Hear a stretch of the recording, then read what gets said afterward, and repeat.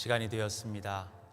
3월 28일 고난주간의 마지막 주일 종료주일 예배를 하나님께 올려드립니다. 다 같이 일어서셔서 하나님 앞에 묵상기도 하심으로 나아갑니다.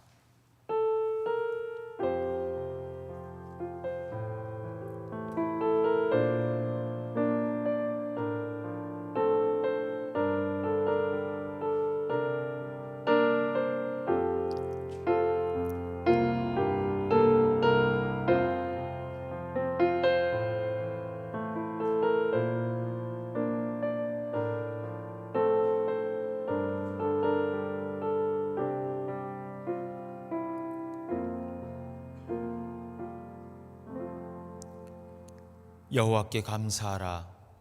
그는 선하시며 그의 인자하심이 영원함이로다. 내게 의의 문을 열지어다.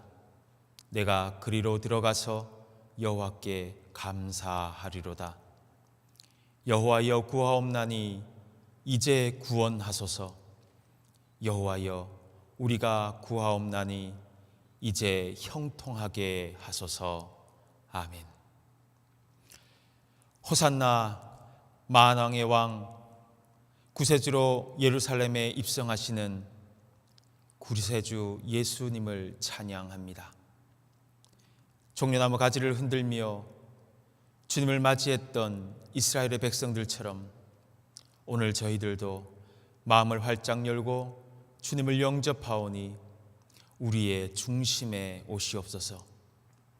나귀 새끼를 타시고 겸손의 왕으로 오신 주님이심을 알기에 우리도 하나님과 사람 앞에 겸손한 마음을 품게 하여 주옵소서.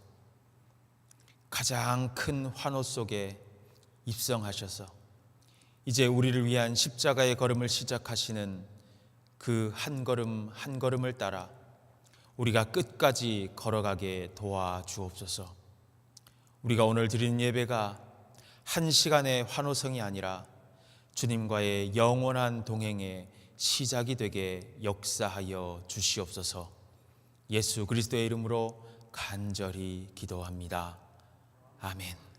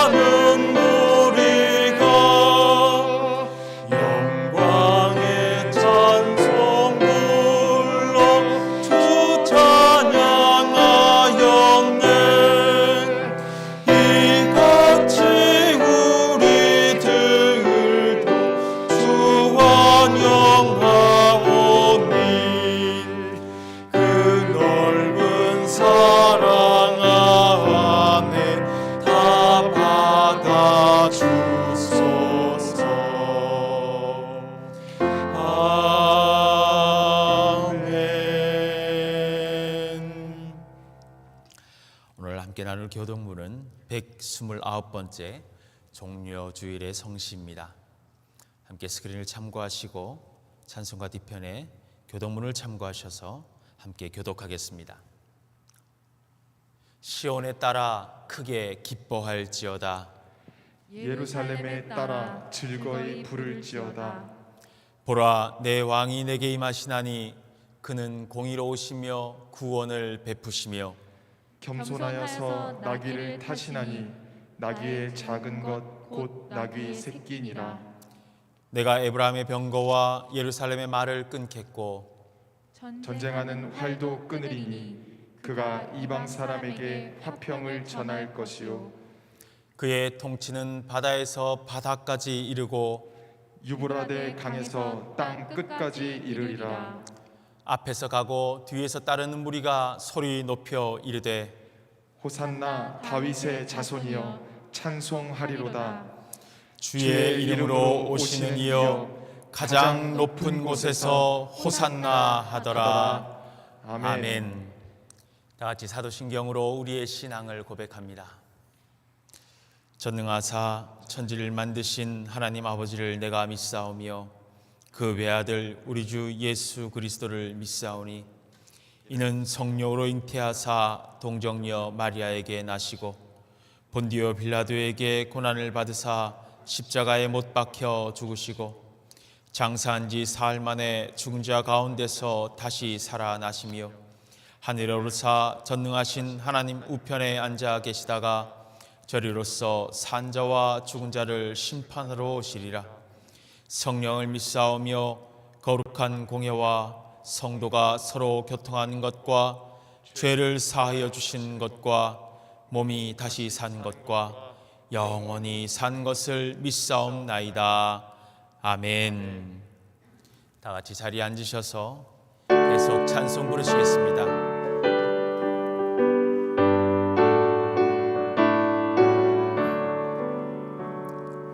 이 세상의 모든 죄를 밝히시는 주의 보혈, 성자 예수 그 귀한 피 찬송하고 찬송하세. 주의 앞을 멀리 떠나 길을 잃고 헤맬 때에 나의 뒤를 따라오사 진리 구원하셨도다. 흰 눈보다도 흰 눈보다도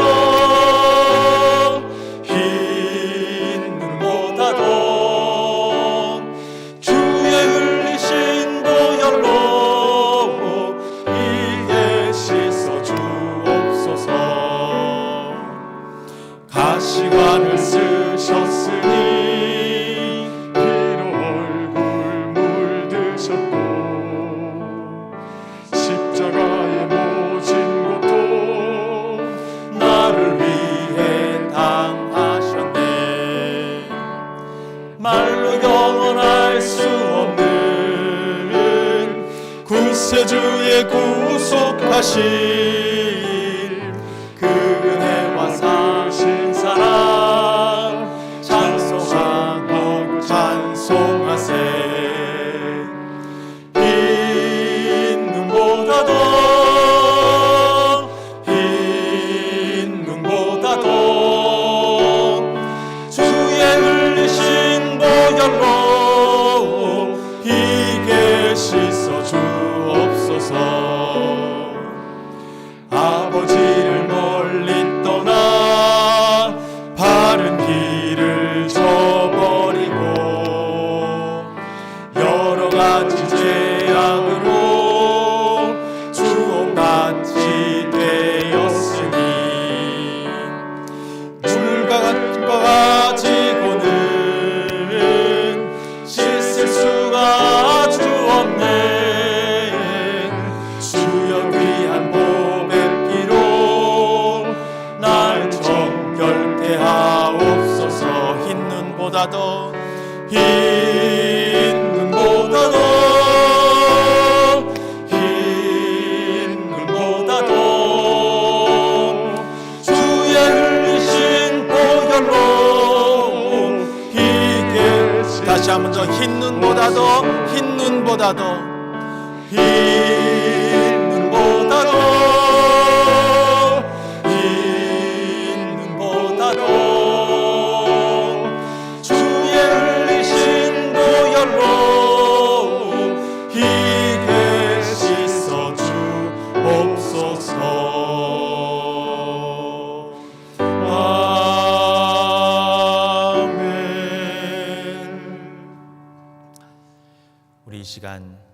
지난 한 주간의 삶 또한 벌써 끝을 향해 가는 지난 사순절의 하루하루를 되돌아보면서 주님의 말씀 묵상하면서 기도하면서 우리의 삶의 기쁨들, 내 인생의 즐거움들을 절제하면서 하나님을 섬기고 이웃을 사랑하기로 다짐했지만 우리가 얼마나 많이 넘어졌는지, 얼마나 많이 포기했는지, 얼마나 주님을 따르는 길을 쉽게 이탈하여서 나의 길, 나의 욕심으로 행했는지 하나하나 주님께 고백합시다. 주님을 따르는 일이 그렇게 쉽게 포기할 것인가? 우리들에게 생명의 길, 구원의 길임을 아는데 그렇게 쉽게 포기하여야 하는가? 이 시간 주님 앞에 회개함으로 주님, 다시는 포기하지 않겠습니다. 주님의 길을 가벼이 여기지 않겠습니다. 주님과 영원히 동행하겠습니다. 비록 주님께서 십자가에 달리시더라도 로마 병정들의 채찍에 맞으며 매를 맞으시더라도 그 자리에 우리도 있겠습니다. 그 마음으로 우리 함께 참회하며 기도합니다.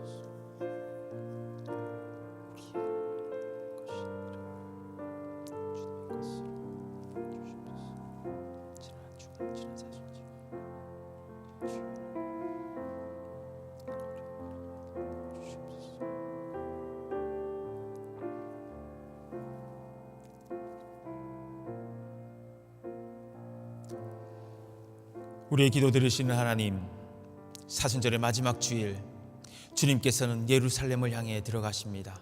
가장 먼저 성전을 깨끗하게 하셨던 주님을 기억하며 회개합니다. 우리의 몸이 성령이 거하시는 성전이라고 하였는데 우리의 몸이, 우리의 마음이, 우리의 영혼이 더러웠습니다. 깨끗하게 하여 주시옵소서. 말과 생각으로 씻어 깨끗하게 하지 못함을 아오니 눈물로, 기도로, 회개함으로 씻김받게 하여 주시옵소서. 우리의 눈물의 기도, 참회의 가슴을 보시사 용서하여 주시옵소서. 잎사귀만 무성한 무화과 나무처럼 그렇게 보이기만 걸을 듯 했던 우리의 신앙을 회개합니다. 주님과 함께 깨어 있을 수 없었던 잠자는 우리를 회개하오니 우리를 깨우쳐 주시옵소서. 불쌍히 여겨 주시옵소서. 용서하여 주시옵소서. 그의 노염은 잠깐이요 그의 은총은 평생이로다. 저녁에는 울음이 깃들지라도 아침에는 기쁨이 오리로다. 주께서 나의 슬픔이 변하여 내게 춤이 되게 하시며 나의 베옷을 벗기고 기쁨으로 띠우셨나이다. 아멘.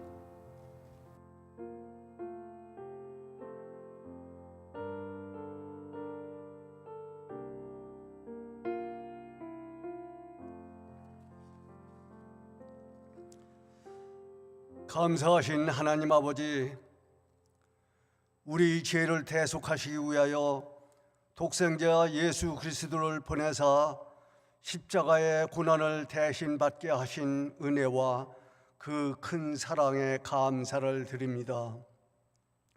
오늘은 종려주일로서 주님이 십자가를 지시기 위하여 예루살렘으로 입성하신 날을 기념하는 감사 예배로 드립니다. 저희를 대신하여 주님께서 질고를 짊어지시고 징벌을 받으시고 찔림과 상함을 받으셨기에 저희는 나음을 입었고 죄사함을 받았고 구원을 소유한 복된 주님의 자녀로 살게 되었습니다. 주님께서 그 쓴 잔을 받지 않으셨다면 우리들은 아직도 죄의 종노릇을 하며 세상과 어울려 소망 없이 살았을 것입니다. 우리 모두가 주님의 사랑과 은혜에 진정으로 감격할 수 있게 하옵시며 주님 말씀을 사모하고 주님을 사랑하며 살아가게 해 주시옵소서. 호산나를 목청껏 외치며 종려나무 가지를 흔들어 주님을 대환영하던 군중들은 일순간에 주님을 십자가에 못 박으라고 외치는 배반자들로 바뀌었습니다. 하나님 아버지, 오늘 주님을 찬양하고 있는 우리의 입술과 심령을 주장해 주셔서 행여 그때 그 군중들처럼 주님을 아프게 하는 일이 없도록 인도하시옵고, 향유를 아낌없이 주님 발에 붓던 마리아처럼 온 마음과 정성을 다해 영원히 주님만을 찬양하도록 인도하여 주시옵소서. 십자가에 달렸던 주님을 기억하고 그 위대하신 사랑 앞에 모든 순간을 감사만으로 채우게 해 주시옵소서. 하나님 아버지, 코로나 바이러스가 창궐하여 많은 사람들이 죽고 힘들었지만 하나님께서는 우리들의 신변을 보호해 주셔서 무난히 위기를 넘길 수 있게 해 주셨으니 감사를 드립니다.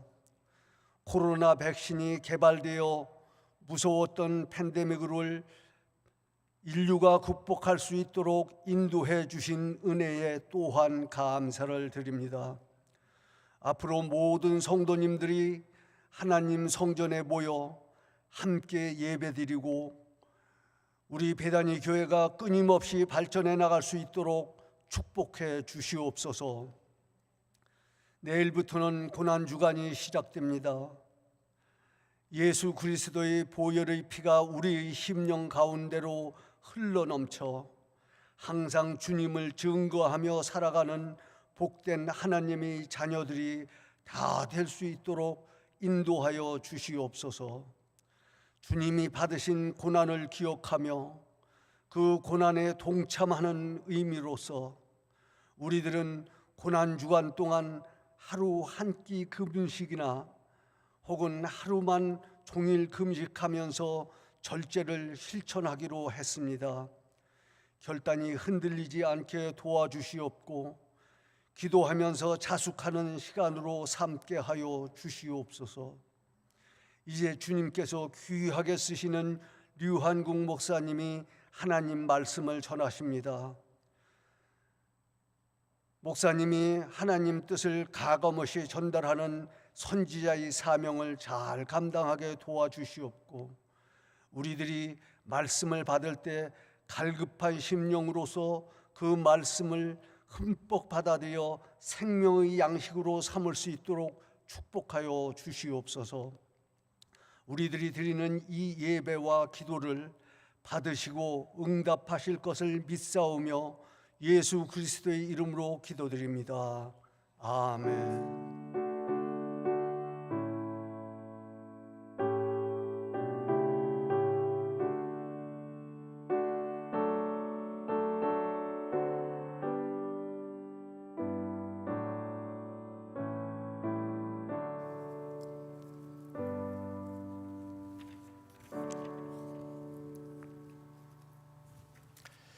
교회 소식을 전하는 시간입니다. 여러분, 함께 예배드린 분들을 옆에 앞에 분들을 함께 인사해 볼까요? 잘 오셨습니다. 건강한 모습 뵈니까 너무 좋습니다. 네, 주 안에서 예배하는 것이 참으로 복됩니다. 오랜만에 오신 분들의 얼굴이 있으신 것 같아서 서로 보면서 인사하시라고 제가 그랬습니다. 우리가 주 안에서 이렇게 함께 얼굴을 맞대는 것이 참으로 반갑고 행복한데, 우리가 주님을 항상 대면하면서 살아가는 것은 얼마나 복될까요? 특별히 오늘 예배드리는 여러분들, 주님과 함께하기 위해 이 시간을 지켜 예배한 여러분들에게 하나님의 크신 은혜가 함께 하시기를 간절히 바랍니다. 오늘은 종료주일입니다. 예수님께서 예루살렘에 입성하셨을 때 사람들이 호산나 외치고 찬송하리로다 하면서 옷을 던져서 길을 만들고 종려나무 가지를 흔들고 던져 길을 만들었던 그것들을 기념하지요. 자리에 하나씩 다 이런 종려나무 가지가 꽂혀져 있을 겁니다. 우리도 한번 흔들고 2000년 전 이스라엘 백성처럼 한번 외쳐볼까요? 호산나 찬송하리로다. 주의 이름으로 오시는 이여 찬송하리로다. 네, 우리의 찬양이 단순히 가지를 흔드는 것이 아니라 우리의 마음을 올려드리고 이 한순간의 찬양이 아니라 영원까지 이어지는 찬양이 될 수 있기를 바랍니다. 가지고 가셔서요, 어떤 분들은 이거 가지고 예쁘게 십자가를 만들 수 있는 분들도 있더라고요. 미국에서 그 썬데이 스쿨부터 다녔던 분들은 이걸로 십자가를 잘 만들던데, 제가 다 크고 나서 미국에 왔더니 그걸 잘 못 만들겠더라고요. 유튜브를 봐도 똑같이 만들면 잘 안 돼요. 만들 수 있는 분들은 옆에 분들에게도 좀 알려주시고 십자가로 만들어서 잘 걸어 놓으시고 우리의 신앙을 1년 동안 점검하는 하나의 모습으로 간직했으면 좋겠습니다.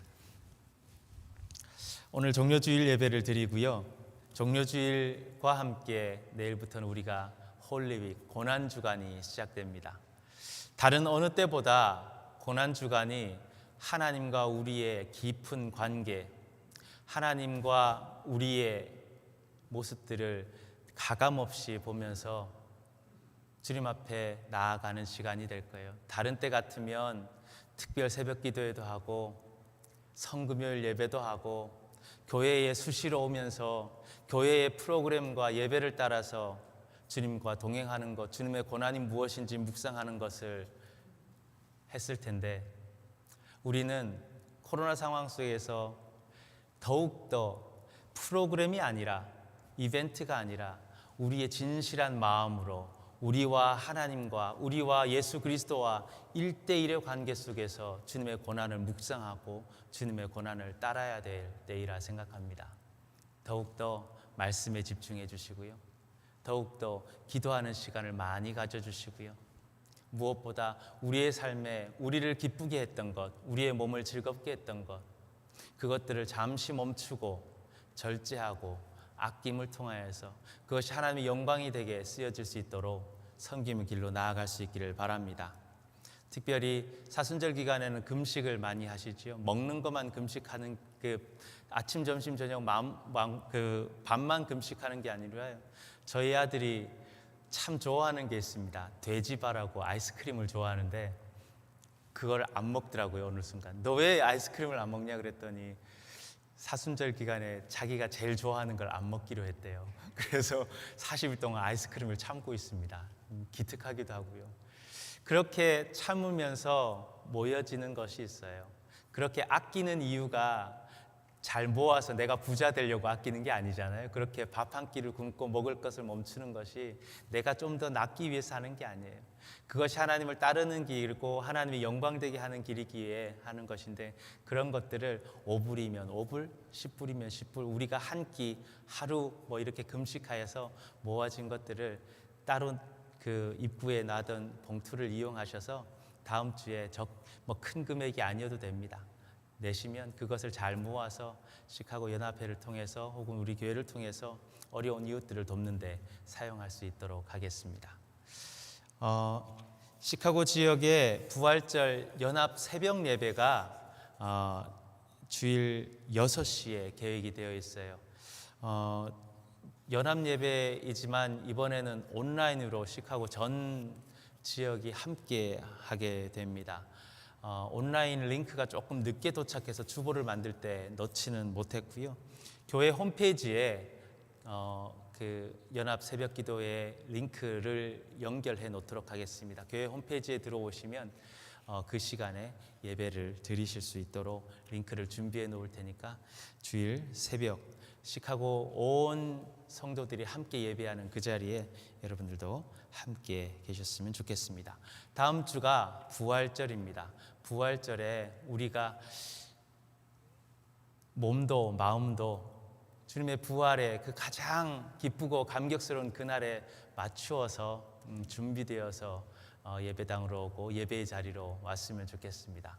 어떤 분들은 1년 동안 잘 모셔놓은 하얀색 양복과 하얀색 구두를 입고 오는 분을 제가 한국에서 봤어요. 이 옷은 꼭 부활절에만 있습니다. 이러면서 가장 하나님을 아름답게 표현할 수 있는 것, 내가 하나님 안에서 부활의 은혜를 누리게 됨을 가장 자랑할 수 있는 우리의 몸과 마음으로 예배의 자리로 나오셔서 함께 예배 드릴 수 있었으면 좋겠습니다.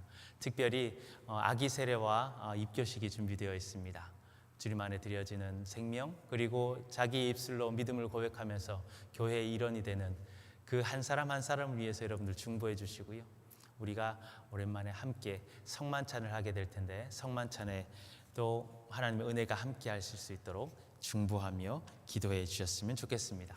사순절 마지막 성경 필사가 한 주 남았습니다. 다음 주 주일 그리고 마무리 되시는 대로 교회에 제출해 주시면 감사하겠습니다. 다른 광고 내용들은 주보를 참고해 주시고요. 예배가 재개되고 여전히 저희가 모임들이 어렵습니다. 특별히 찬양하거나 우리가 둘러앉아서 할 수 있는 모임들이 많이 어려워서 성가대 모임도 어렵고요. 여전히 이렇게 예배를 한동안 드려야 될지도 몰라요. 그런데 우리가 항상 예배 중에 있었던 것 중에 허전한 게 있잖아요. 특별 찬양이 항상 허전합니다. 다음 주에는 성가대가 버추얼로 준비를 하고 계시는 걸로 알고 있는데 우리가 부활절 이후에 우리의 찬양하는 마음들도 다시 소생하여서 특송하는 분들이 많아졌으면 좋겠습니다. 음악 실력으로 특송하는 것이 아니라 하나님을 향한 우리의 간절한 마음, 기쁜 마음을 찬양으로 올려드릴 수 있기를 바랍니다. 신청해 주시면 감사하겠습니다. 우리 함께 예배드리는 여러분들을 서로서로 바라보고 주님의 사랑으로 축복하면서 찬양했으면 좋겠습니다. 사랑의 주님이 날 사랑하듯이 나도 너를 사랑하며 섬기리. 나도 너를 사랑하며 섬기리. 주님이 우리의 사랑을 그렇게 보이셨습니다. 함께 찬양합니다. 사랑의 주님이 날 사랑하시네. 내 모습 이대로 받으셨네. 사랑의 주님이 날 사랑하듯이 나도 너를 사랑하며 섬기리. 나도 너를 사랑하며 섬기리. 나도 너를 사랑하며 섬기리.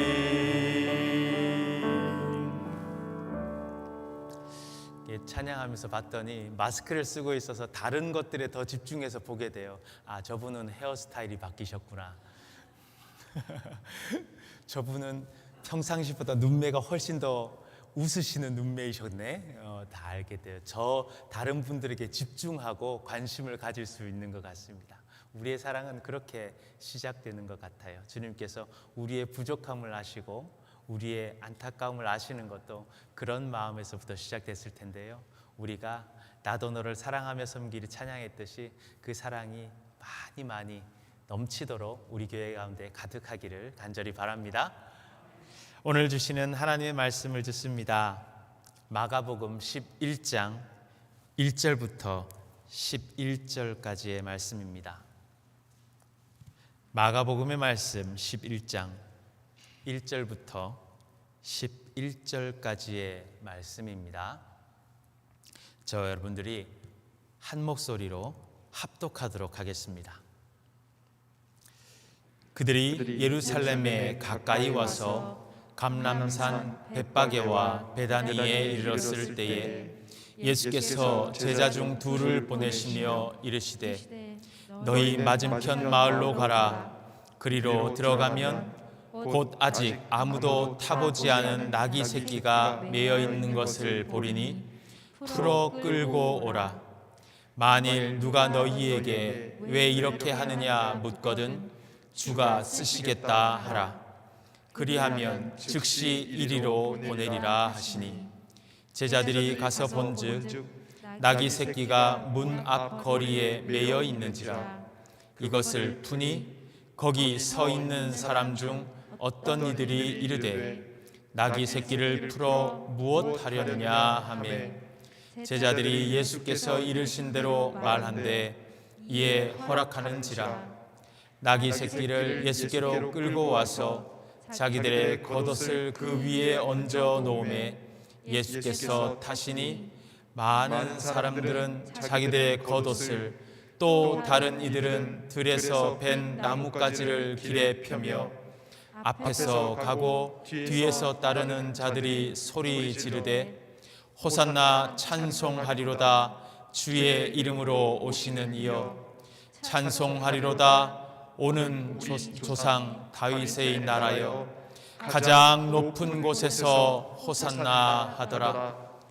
예수께서 예루살렘에 이르러 성전에 들어가사 모든 것을 둘러보시고 때가 이미 저물매 12 제자를 데리시고 베다니로 나가시니라. 아멘. 우리에게 주시는 하나님의 말씀입니다. 말씀을 주신 하나님께 감사드립니다.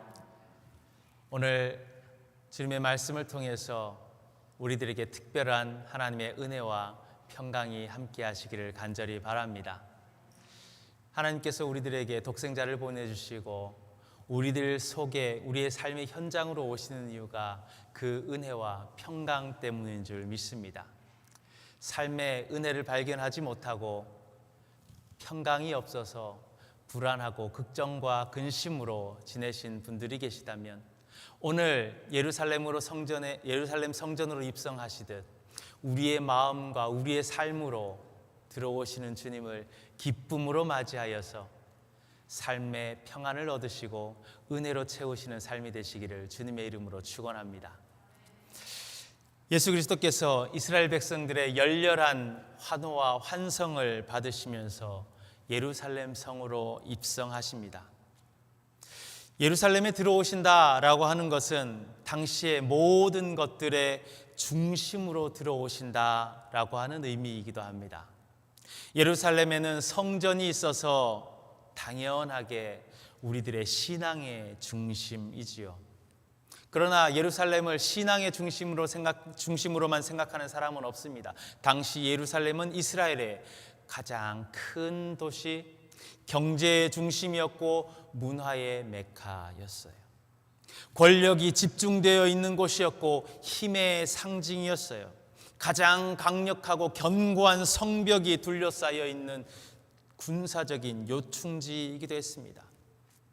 이스라엘의 그 어디보다 활발히 사람들이 오가면서 관계들이 이루어지고 세상의 지식들이 넘쳐나는 학문적으로도 최고의 자리에 있는 곳이 예루살렘이었어요.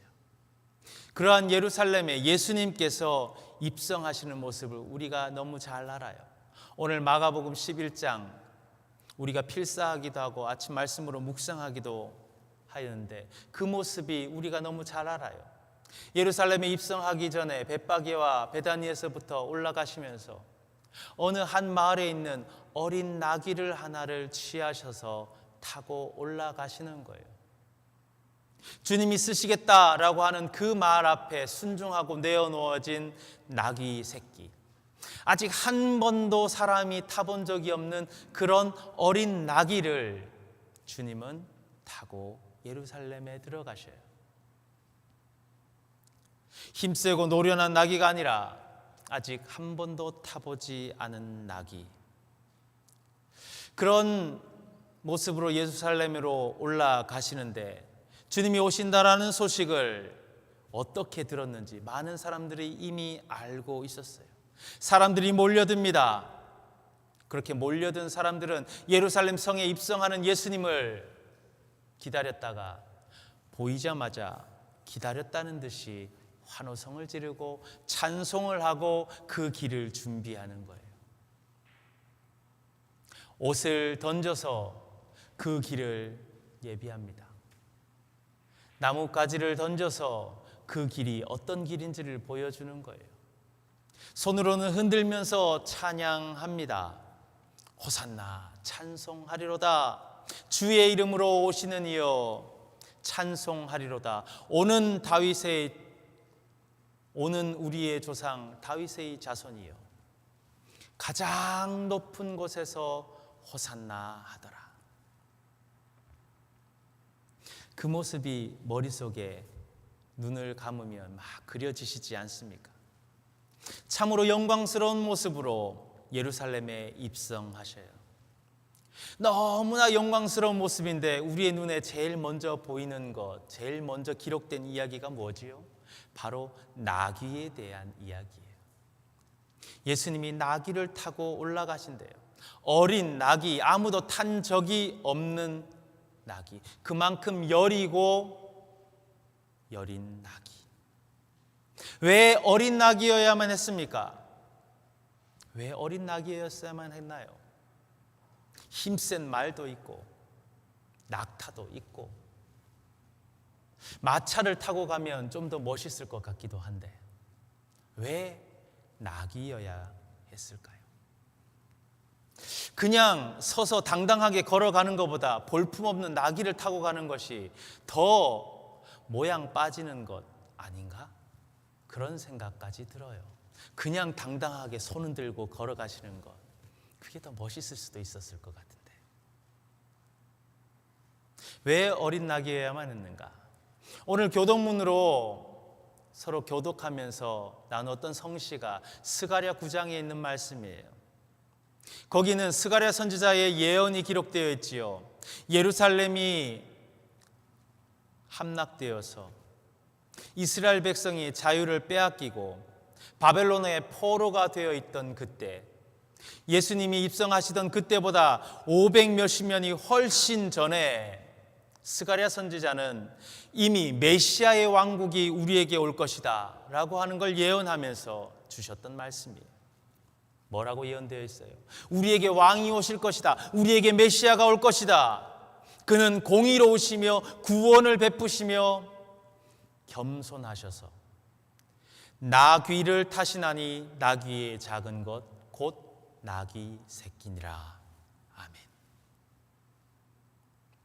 아직 어떤 사람도 업어본 적이 없는, 그래서 멋진 안장, 대단한 의자 같은 거는 기대할 수도 없는, 그래서 제자들의 옷으로 대신해야만 했던 나귀, 그렇게 아무것도 준비되어 있지 않은 나귀를 타고 가셔야 하는 이유는 그 나귀도 아무 이유 없이 끌려와서 자신의 몸을 예수 그리스도를 업을 수 있도록 내어 놓을 수밖에 없는 것은 이 말씀 때문이었어요. 모두가 흥분했습니다. 각자의 기쁨과 기대를 품고 찬송하고 큰 소리로 외치면서 예수님을 둘러싸서 무리들이 막 엉켜서 움직여요. 바로 그 순간에 이렇게 하나님의 약속과 예언의 말씀처럼 메시아가 성전을 향해 들어오시는 그 순간에 약속을 성취하기 위해 묵묵히 헌신하는 존재가 있었다라고 하는 것을 우리가 절대 잊으면 안 돼요. 바로 그 헌신으로 인해서 하나님의 약속이 예수 그리스도 통해서 완전하게 이루어지는 겁니다. 예수님께서 우리에게 오신 것, 우리의 구주가 되신 그 가장 처음부터 하나님의 약속은 성취되고 있다고 성경은 끊임없이 기록하고 있어요. 예수님의 탄생이 무엇을 이야기합니까? 이사야 선지자의 예언과 같이 이루어졌다라고 성경은 기록하고 있어요. 보라, 처녀가 잉태하여 아들을 낳을 것이니 그 이름을 임마누엘이라 하리라. 이사야 선지자가 이사야서 7장 7절에 예언하였던 그대로, 하나님이 우리들에게 주셨던 그 말씀과 약속 그대로 우리들의 메시아가 오시는 거예요. 그러게 태어나신 예수님이 베들레헴에서 태어나실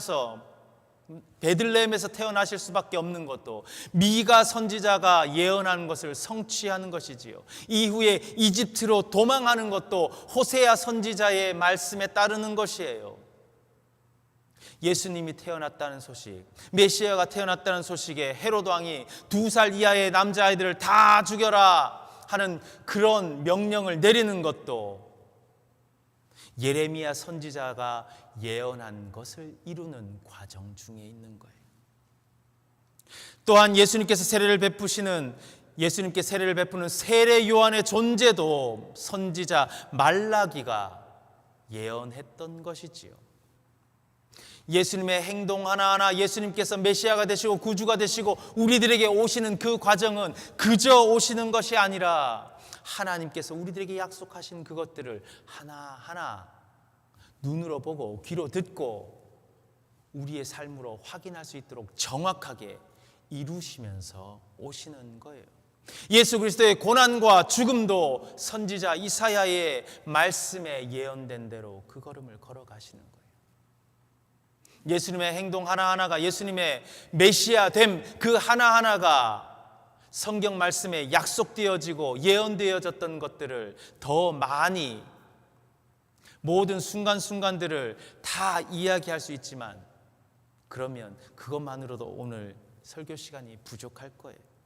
예수님은 그저 오셔서 자기 스스로의 힘으로 구원의 역사를 이루신 분이 아니라는 거예요. 하나님께서 이스라엘 백성들에게, 믿음의 사람들에게, 하나님께서 사랑하시는 이 세상에게 약속하셨던 그 모습을 그대로 이루어 가시면서 하나님의 뜻과 하나님의 방법대로 그렇게 완벽한 구원을 이루어 가는 것임을 믿으시길 바랍니다. 예수님은 하나님의 뜻, 하나님의 방법, 하나님의 절차를 따라서 그렇게 완벽한 구원의 역사를 이루어 가셔요. 그렇게 하나님의 계획과 방법을 이루는 구원을 위해서는 꼭 필요한 자리가 하나 있는데 그것이 바로 나귀의 자리였어요. 모두가 다 들떠 있습니다. 행복해하고 환호성을 부릅니다. 기뻐하는 그 자리에 헌신하는 나귀가 있는 거예요.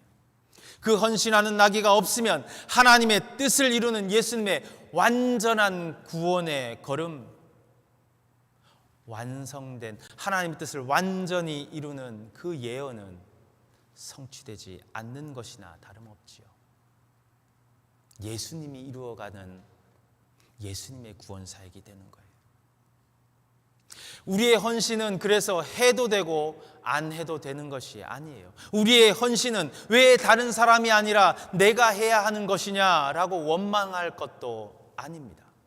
우리의 헌신은 하나님이 꼭 필요로 하시는 것이며 그것으로 인해서 완전한 구원을 이루어 가심을 믿는 여러분들이 되시기를 간절히 바랍니다. 경험해 보지 못한 것이 두려움이지요. 경험해 보지 못한 것을 맞닥뜨릴 때 우리는 한없이 나약해집니다.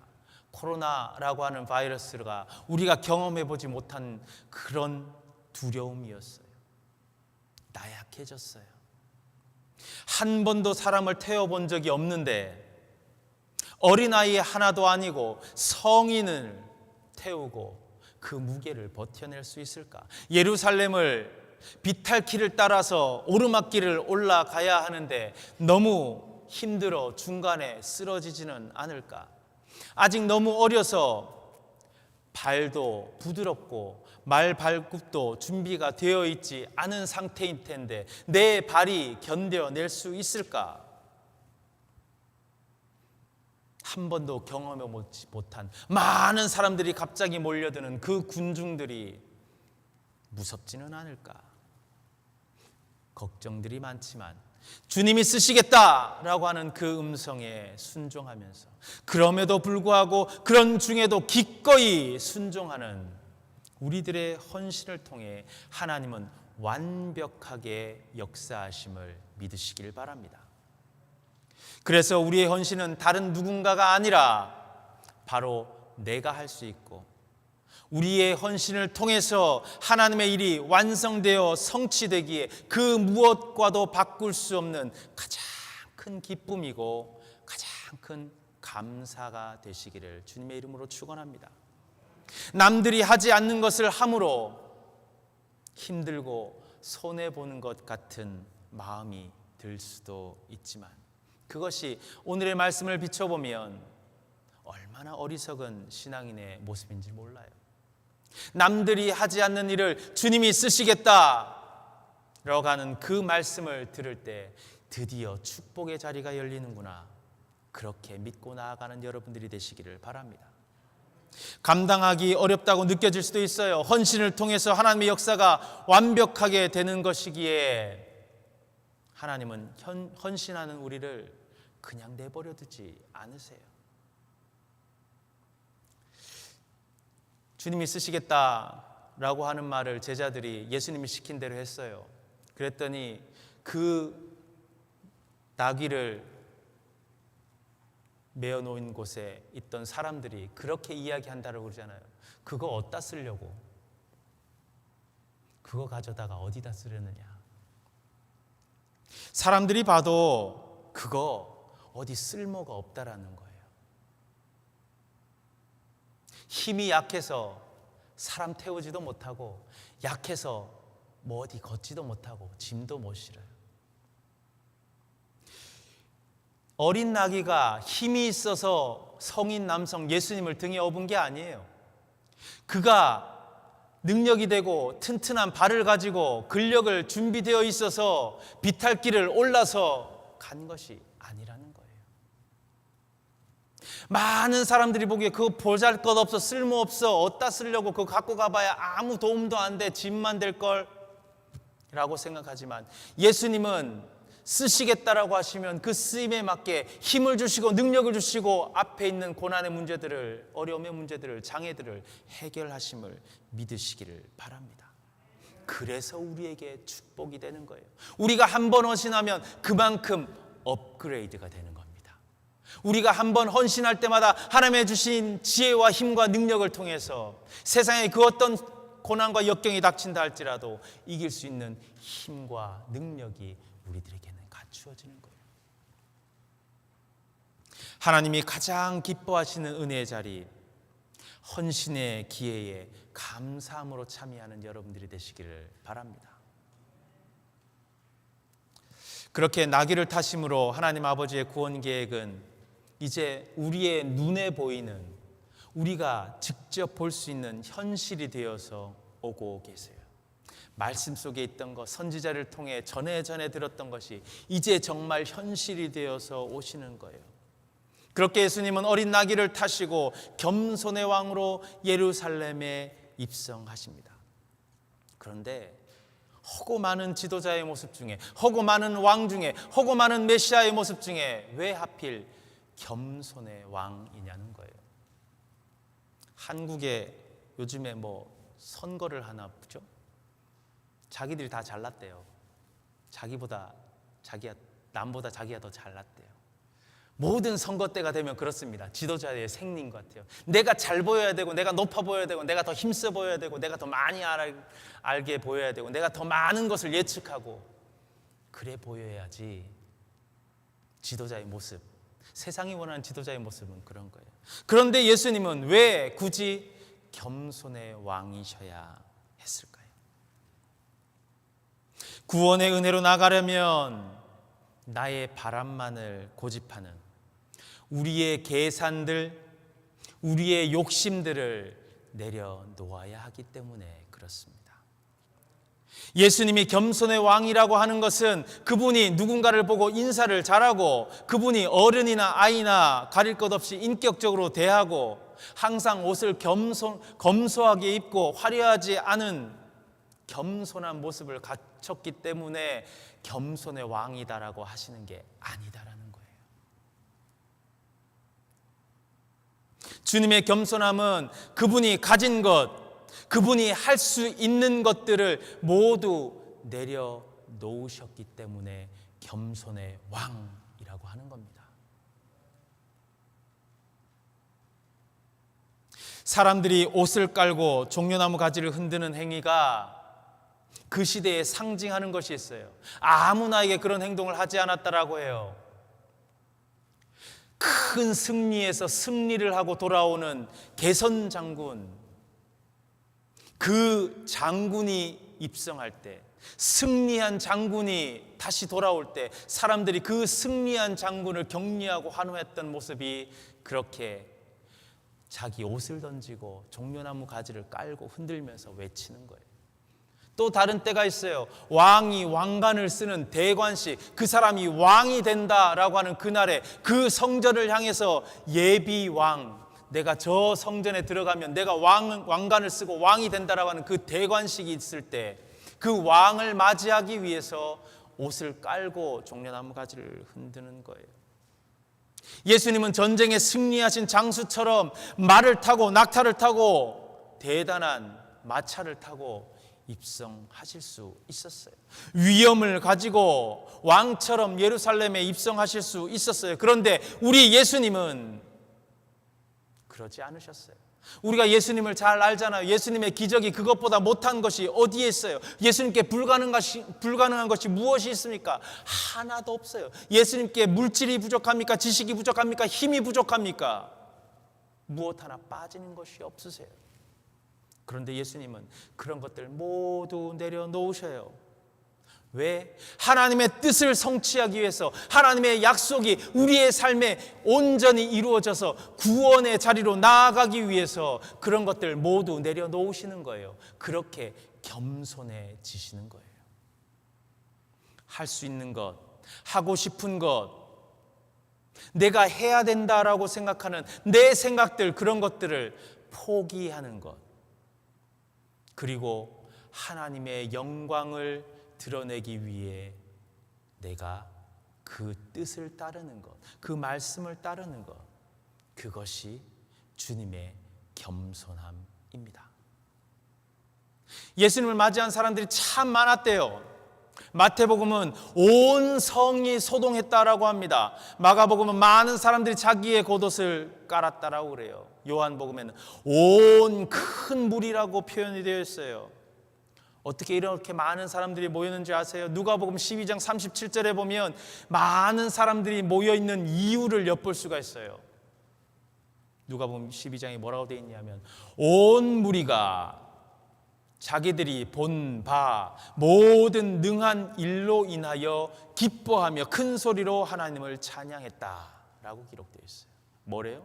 온 무리가 자기들이 본 바, 각자 자기들이 본 바 예수님이 어떠한 능력 있는 일을 행했는지를 봤고 그것 때문에 그들이 기뻐하고 환호성을 지르고 하나님을 찬양했다라고 그래요.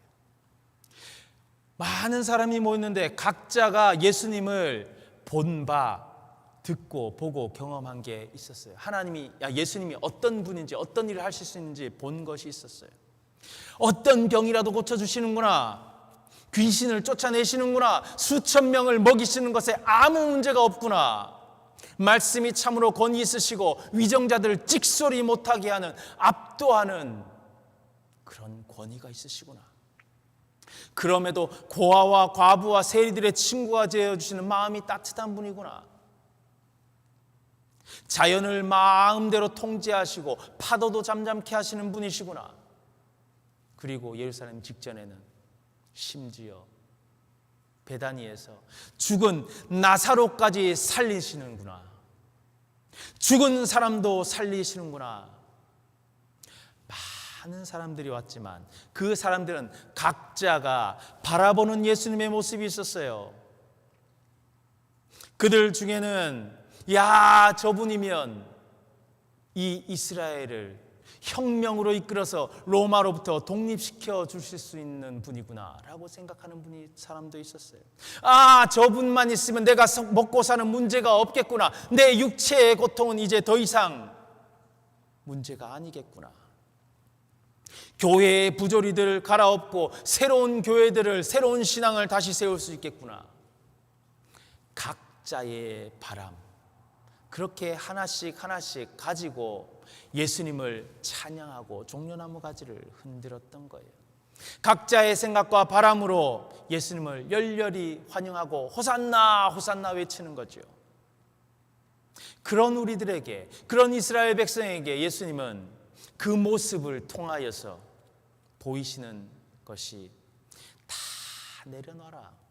나 그런 것을 위해 온 것이 아니다. 그런 거 다 포기하고 왔다라고 하시는 거예요. 나의 기대, 우리의 계산, 우리의 바람을 해결하시기 위해 주님이 오신 것이 아님을 아시기 바랍니다. 내가 원하는 방법으로 사랑하고 내가 좋아하고 필요로 하는 것들을 채우기 위해 오시는 주님이 아니시다라는 거예요. 그것과는 어떻게 보면 정반대로 그것들을 포기하고 내려놓고 겸손하게 이제는 하나님의 뜻을 제일 앞에 두고 최고로 두고 하나님이 원하시는 것을 내 삶에 이루어 가기 위해 오신 분이시다라는 거예요. 스가랴 선지자는 그렇게 메시아 참 왕이 오실 때 겸손하셔서 나귀 새끼를 타시는 이유에 대해서 이어서 이렇게 설명합니다. 내가 에브라임의 병거와 예루살렘의 말을 끊겠고 전쟁하는 활도 끊으리니 그가 이방 사람에게 화평을 전할 것이요 그의 통치는 바다에서 바다까지 이르고 유브라데 강에서 땅 끝까지 이르리라. 아멘. 무슨 말이에요? 겸손의 왕, 겸손한 주님만이 우리의 삶에 참 화평을 이루신다라는 말씀입니다. 겸손하지 않고 병거로, 말로, 활로 세상의 평화를 이루려고 했던 사람들이 있어요. 그들이 이루려고 했던 평화는 작은 평화, 어떤 소수의 사람들의 평화, 어떤 한 지역의 평화예요. 그러나 예수님은 겸손의 왕으로 오셨기에 땅 끝에서 저 끝까지, 이 바다에서 저 바다 끝까지 온 세상을 화평케 하시는 주님이 되실 수 있으셨음을 믿으시길 바랍니다. 군사력으로, 힘으로 우리의 삶에 화평이 이루어지지 않아요. 우리가 물질을 아무리 가지고 있는다고 해서, 우리가 아무리 많은 것을 배운다고 해서 우리의 삶이 채워지지 않아요. 겸손의 왕이 우리 속에 오셔야 해요. 겸손의 왕을 닮아 우리도 겸손하여져서 우리의 모두 다 내어진 그 자리에 하나님이 오셔야지 우리 속에 평안이 있습니다. 우리 개인의 평안뿐만 아니라 우리 교회의 평안이 있어요. 여러분의 가정의 평안이 있을 줄 믿습니다. 우리의 나라와 민족 가운데 참 평안이 있을 줄 믿습니다. 각종 혐오 문제가 판을 치고 밤에 나다니기 무섭고 가만히 있는데 뒤에서 벽돌로 내려칠까 겁이 나는 사람들이 있대요. 왜 그런 것이 생길까요? 주님이 그 속에 없기 때문에 그래요. 나의 것을 내려놓고 나의 욕심을 내려놓고 나의 가치관을 내려놓는 겸손의 왕이 그 속에 없기 때문에 그래요. 성경이 말하는 평화가 무엇입니까? 싸움이 없는 평화가 아니잖아요. 성경이 말하는 평화는 하나님과 화목하게 되는 평화예요. 하나님과의 관계 회복이 되는 평화가 가장 첫 번째 평화예요. 하나님과 화목함은 우리가 결코 이룰 수 없는 평화였어요. 주님의 겸손함을 통해서 하나님과 우리의 갈등이 해결됩니다. 하나님의 완전한 통치 아래 온 피조물들이 평화를 이루는 거예요. 하나님 앞에 인간들이 범죄함으로 인해서 생명이 유한해졌어요. 죽음을 기다릴 수밖에 없는 존재가 되었다라고 창세기는 기록하고 있어요. 그런데 하나님과 화목하게 되니까 죽음의 문제가 더 이상 우리 앞을 가로막지 못하는 거예요. 하나님과 화목하게 되니까 죽음을 이겨내는 부활의 영광이 우리들에게도 예수 그리스도에게처럼 올 수 있는 거예요. 이 얼마나 완벽한 평화입니까? 한 장소, 한 시대의 평화가 아니라 하나님의 역사, 하나님의 인간의 역사의 처음부터 마지막까지 영원한 평화, 온 땅의 평화가 겸손한 왕으로부터 시작되는 거예요. 나를 내어놓고 나의 것을 포기하는 그 자리에, 이것이 주님의 겸손의 모습이고 겸손의 왕의 본질이고, 또한 이것이 예수 그리스도가 당하는 고난의 본질이기도 해요. 내가 그것을 포기하니까, 내가 하나님의 영광을 위해서, 하나님이 주시는 완전한 평화와 은혜를 위해서, 완전한 구원과 부활을 위해서 내 것을 포기하였기에 주님은 고난받으실 수밖에 없었던 거예요. 예수님이 왜 매맞으실 수밖에 없으셨어요? 왜 그들을 물리칠 수 없으셨어요? 왜? 포기하셨기 때문에 그래요. 왜 예수님이 십자가에 못 박히십니까? 왜 십자가에서 처절히 살이 찢기고 뼈가 부러지면서 사람들의 조롱을 받으면서 죽으셔요? 자신의 능력 사용하심을 포기하셨기 때문에 그래요. 그러시면서 하나님께서 우리에게 이루고자 하시는 완전한 평화, 영원한 사랑을 이루시기 원하셨기 때문에 그래요. 그것이 예수 그리스도가 당하는 고난의 본질이에요. 내가 어쩔 수 없이 당하는 고난이 아니에요. 하나님의 뜻 때문에, 하나님이 원하시는 그 사랑과 평화 때문에 기꺼이 내 것을 포기하면서 당하는 고난이에요. 때로는 물질이 조금 안 들어올 수도 있어요. 때로는 사람들에게 오해를 당할 수도 있어요.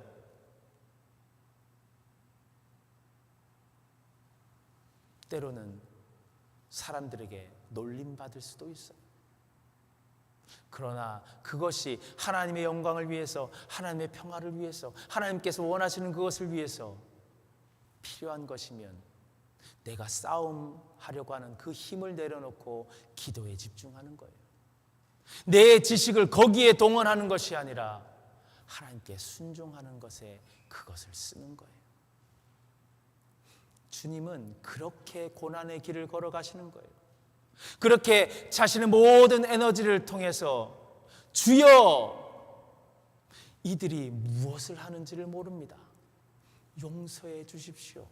마지막까지 그렇게 자기를 조롱하고 십자가에 못 박고 죽음에 이르게 하는 우리들에게 축복하고 중보하실 수 있는 이유는 모든 건 내려놓으시면서 그 모든 힘을 하나님의 은혜, 하나님의 목적에 집중했다라는 거예요. 이스라엘 백성들이 호산나 호산나 외칩니다.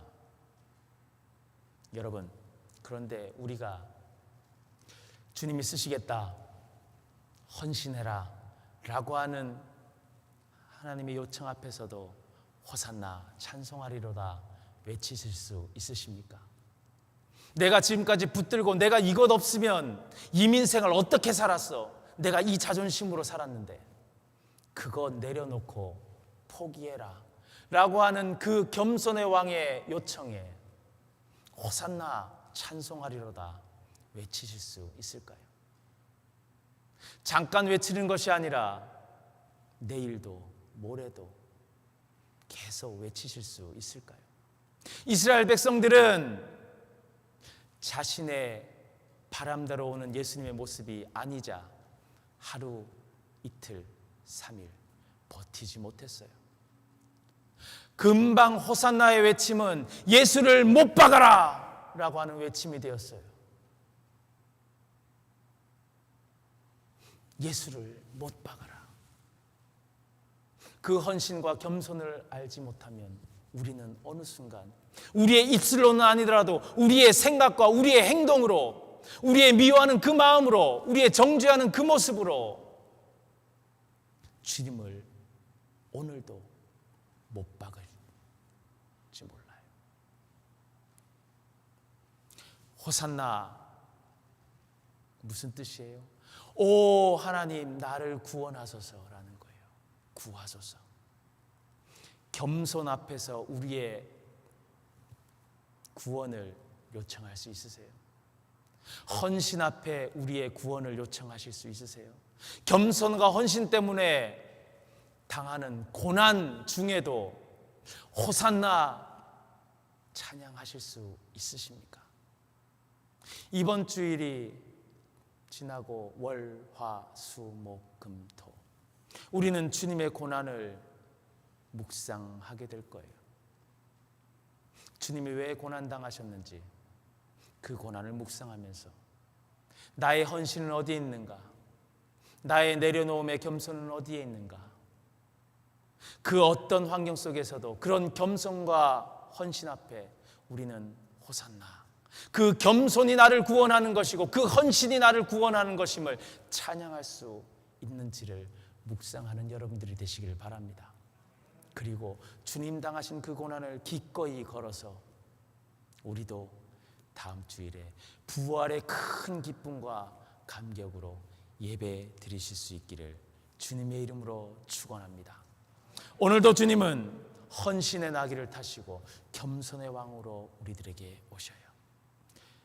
우리의 삶 속에 오시는 거예요. 한 주간을 살아가는 여러분의 삶 속에 그 주님이 함께 하시기를 주님의 이름으로 축원합니다. 주님과 함께 살아가신 여러분들의 삶을 주님께서 이끄시고 축복하시리라 믿습니다. 함께 기도하겠습니다. 하나님 감사합니다. 신앙생활을 하고 믿음을 가졌지만 여전히 우리는 우리의 것을 내려놓지 못합니다. 헌신하기를 주저하고 손해보는 것 같습니다. 종려주일에 우리를 구원하시기 위해서 하나님의 부활의 역사, 생명의 역사, 구원의 역사를 완성하기 위해 예루살렘에 입성하시는, 아니 우리의 삶의 중심으로 들어오시는 우리 예수님의 모습을 묵상하면서 우리의 믿음의 가장 중요한 부분을 다시금 기억하게 하여 주시옵소서. 헌신의 자리 앞에서 호산나 찬송할 수 있는 우리가 되게 도와주시옵소서. 겸손의 왕을 모시고 내려놓고 포기함 가운데도 호산나 찬양하는 우리가 되게 하여 주시옵소서. 한 주간 고난주일에 주님의 고난을 묵상할 터인데 잡혀가시는 주님을 홀로 두지 않는 우리가 되게 하여 주시옵소서. 매 맞는 주님을 홀로 두지 않는 우리가 되게 하여 주시옵소서. 우리도 헌신하며 우리도 겸손함으로 포기하면서 예수 그리스도의 매 맞음 자리에, 예수 그리스도의 조롱받는 그 자리에, 예수 그리스도의 십자가 그 자리에, 예수 그리스도의 무덤 그 적막함 가운데 우리도 있을 수 있도록 도와주시옵소서. 그 죽음과 어둠, 그것을 주님과 함께 겪어내고 주님과 함께 하나님의 은혜로 부활하는 우리가 될 수 있도록 주여 이번 한 주간을 특별히 우리와 동행하시고 축복하여 주시옵소서. 주님만을 바라보게 인도하여 주시옵소서. 예수님의 이름으로 간절히 기도합니다. 아멘. 우리 다 같이 일어나서 찬송하십니다. 겟세마네 동산에, 겟세마네 동산에 주를 생각할 때에 근심이나 걱정을 외면할 수 있을까? 나를 항상 버리고 주를 따라가리라. 빌라도의 들에서 주를 생각할 때에 수치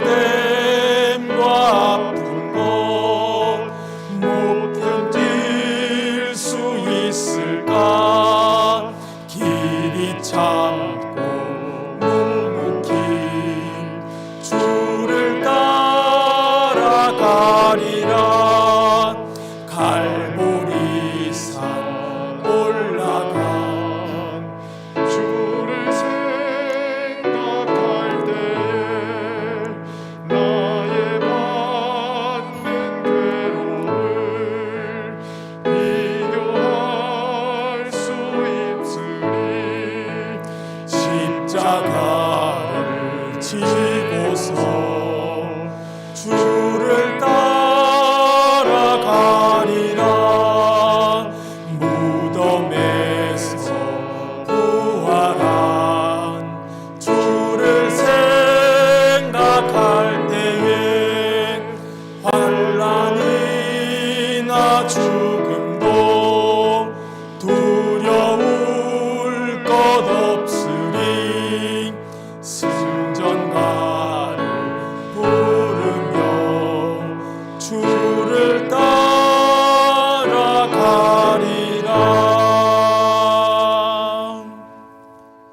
하나님, 우리가 주님 앞에 나오면서 헌신하며 겸손한 주님, 그 모든 건 내려놓으시고 주님의 뜻을 이루기 위해 거룩하시는 주님을 따르기 위하여서 빈손으로 오지 않고 약속한 예물, 서원한 예물, 은혜 받을 만한 예물, 우리의 마음과 생명을 드리는 예물을 준비하여 왔사오니 기쁘게 받아 주시옵소서.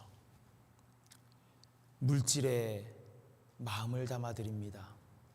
우리의 시간을 드립니다. 우리의 건강을 드립니다. 우리의 양심을 드립니다. 이번 한 주간 주님과 함께 주님의 고난에 동참하는 그 시간과 공간을 드리오니 주여 기쁘게 받아 주시고 부활의 열매로 맺게 도와 주시옵소서. 우리의 뿌린 헌신과 겸손의 씨앗이 하나님의 은혜 가운데 부활로 열매 맺을 때는 30배, 60배, 100배, 만배의 복으로 채워지는 줄 믿사오니, 자손 1000대까지 이어지는 복으로 이어질 줄 믿사오니, 우리의 드린 예물을 기쁘게 받으시고 주님의 교회를 굳건하게 세우며 세상에 하나님의 구원의 복음을 전하기에 부족함이 없도록 도와주시옵소서. 이번 한 주간도 겟세마네 동산에서 기도하셨던 주님을 생각하며 살아가길 원합니다. 빌라도의 뜰에서 억울하게 재판받던 주님을 생각하며 살아가길 원합니다. 갈보리 산 위에서 우리를 위해 기도하셨던 주님을 생각하며 나아가길 원합니다. 십자가에서조차, 그 고통 속에서조차 우리를 사랑하셨던 주님을 우리도 우리의 가슴 속에 영원히 붙들기를 다짐하며 살아가길 원합니다. 주님의 무덤 속에 우리도 함께 거하며 주님을 따라가는 한 주가 되게 도와주시옵소서. 그리하여서 맞이하는 부활의 아침에 우리의 영혼이 부활하며 우리의 몸이 부활하며 우리의 가정과 교회가 부활하며 우리가 기도하는 기도의 모든 제목들이 부활의 은혜로 응답받게, 우리의 마음속에 세상이 줄 수 없는 평안과 기쁨으로 채워질 수 있도록, 완벽한 구원의 은혜가 시작될 수 있도록 축복하여 주시옵소서. 지금은 우리 주 예수 그리스도의 은혜와 하나님 아버지의 크고 놀라우신 사랑하심과 성령의 감화 감동 내주 교통하심이 이제 거룩하신 주님, 헌신의 나귀를 타시고 겸손의 왕으로 우리에게 오신 주님과 함께 세상으로 나아가 기꺼이 하나님을 위하여서, 하나님의 구원의 영광을 위하여서 고난의 자리로, 십자가의 자리로 나아가기로 다짐하는 하나님의 백성들 머리 위에 이 땅에 고통받고 외로우며 슬퍼하며 그리스도의 평화가 필요한 그 모든 사람들 머리 위에 지금부터 영원토록 함께 하시기를 간절히 축원하옵나이다. 아멘.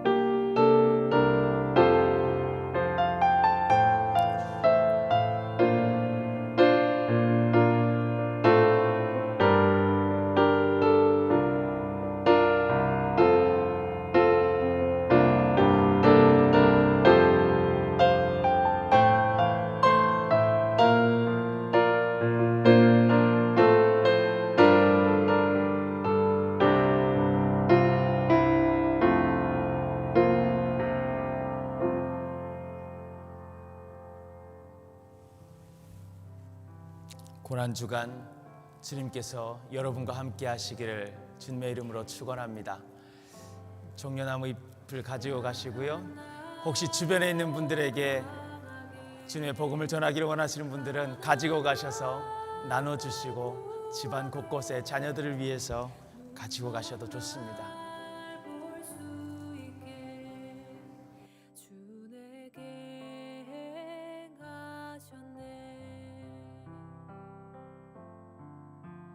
약한 나로 강하게 가난한 날 부하게 눈먼 날 볼 수 있게 주 내게 행하셨네.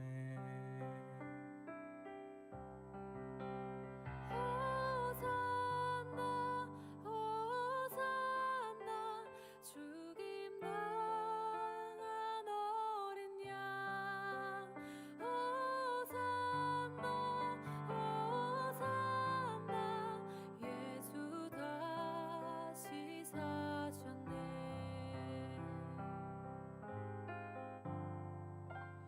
내가 건너야 할까 거기서 내 죄 씻겼네.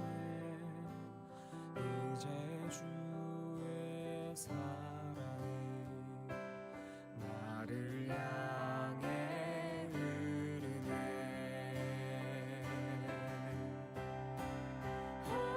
호산나 호산나 죽임 당한 어린 양 호산나 호산나 예수 다시 사셨네.